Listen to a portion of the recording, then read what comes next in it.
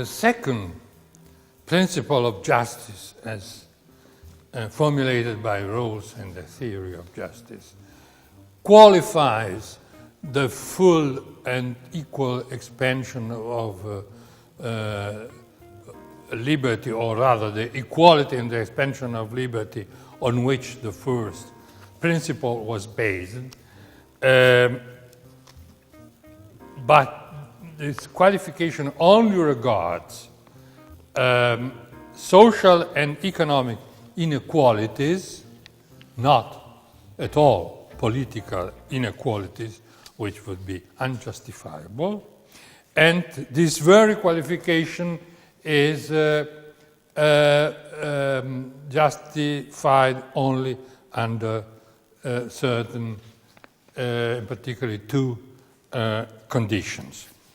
The principle reads like that: social and economic inequalities are to satisfy two conditions. First, they are to be attached to offices and positions open to all under conditions of fair equality of opportunity.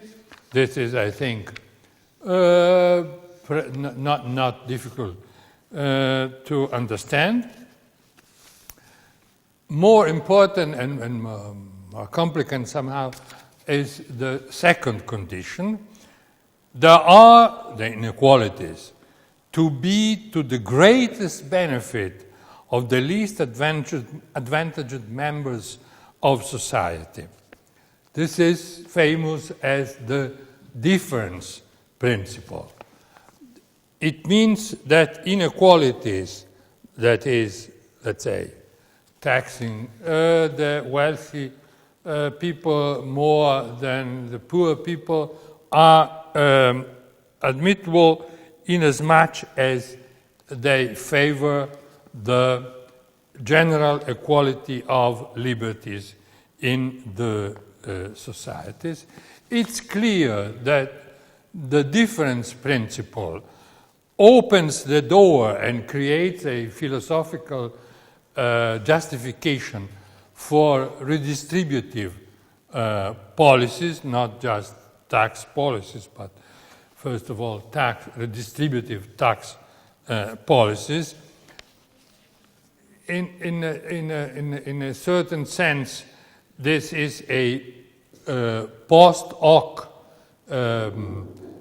post festum justification and celebration of the New Deal of Franklin Delano Roosevelt's policies, of the democratic, the strategy of the Democratic Party in American politics, though this justification, this philosophical celebration was not able 10 years later to prevent the opposite of it, to prevent Reaganism and neoliberalism to come up and to, let's say, carry the day in the 1980 presidential elections.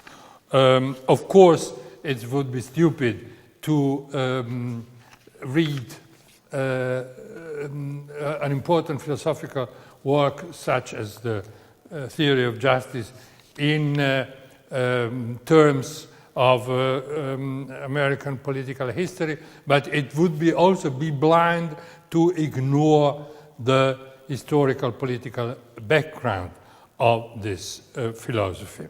In a word, as you perhaps have seen, Rawls reconciles liberty and equality, the two terms that seem to be somehow at odds against each other.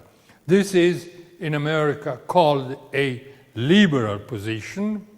In Europe, we wouldn't use liberal in this sense. We would call it a social democratic or social liberal position.